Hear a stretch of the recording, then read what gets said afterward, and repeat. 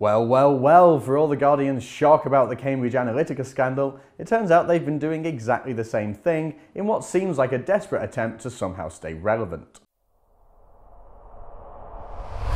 You've seen the Guardian's scathing reports on Cambridge Analytica, right? I mean, I'm no fan of what Google and Facebook have been up to. In fact, I've been taking extra precautions with these platforms for years, and now I'm definitely going to do more. But data mining is a modern reality now, and what Cambridge Analytica has done with the US election is nothing surprising or new.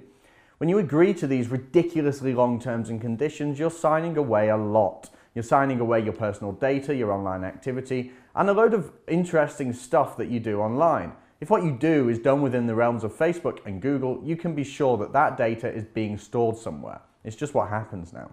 And what Cambridge Analytica did was use that data to run a political campaign. If anything's shocking here, it's the fact that Facebook and Google have been harvesting way more data than we thought. Do you know that Facebook's even been recording your phone calls and text messages? Yeah, not cool, but that's a story for another time. But I'm not shocked that a company whose goal it is to help clients win elections use this data.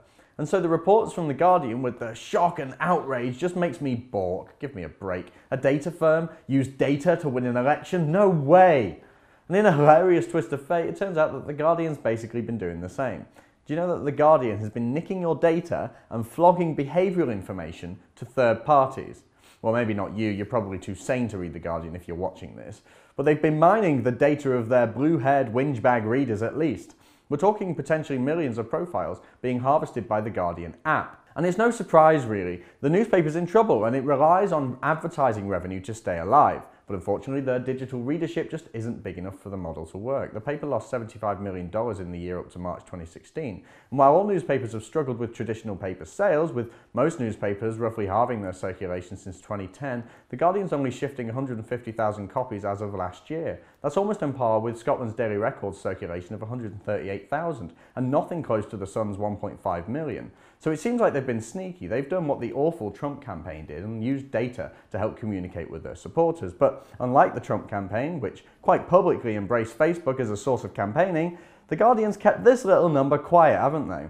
Hidden away in their massive privacy policy, forgotten about and never spoken about. I bet they'd completely forgotten about this when their journalists suddenly started mouthing off about Cambridge Analytica. It's quite funny. Interestingly, The Guardian has reported that Cambridge Analytica may have, shockingly, harvested the data of 50 million Facebook accounts. But as Guido Fawkes rightly points out, The Guardian may have harvested data from as many as 590 million profiles.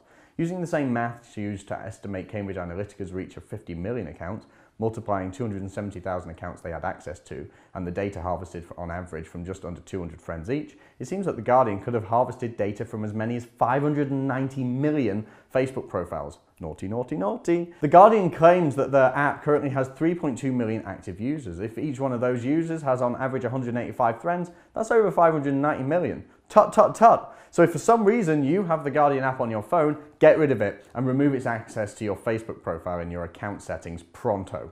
And by the way, do you think that we're going to see articles in the Guardian or any of the left-wing press about this huge breach of trust by the Guardian? Or do you think this is just going to be conveniently swept under the rug and forgotten about? I think we know the answer to that one, don't we? I mean, I'm sick of the total hypocrisy of these people. I've been on the end of it for years. These dirtbags lied and called me everything under the sun, from a Nazi to a white supremacist, a racist, a bigot, shockingly offensive, the lot. But you know what? At least I'm not a hypocrite. At least I don't lie. At least I don't call people out for things that I do myself. I'm no saint, but when I talk to the press, I tell them the truth. When the press talks to me, they just forget everything that I tell them and conveniently misrepresent the truth. They're scum. They're the worst kind of scum. And I guess they're never going to stop lying.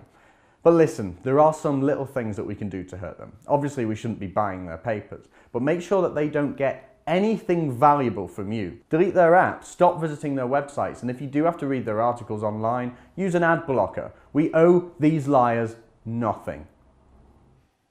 Watch me and the rest of the Rebel team on our brand new app. Download it now from the Google Play Store and the Apple App Store.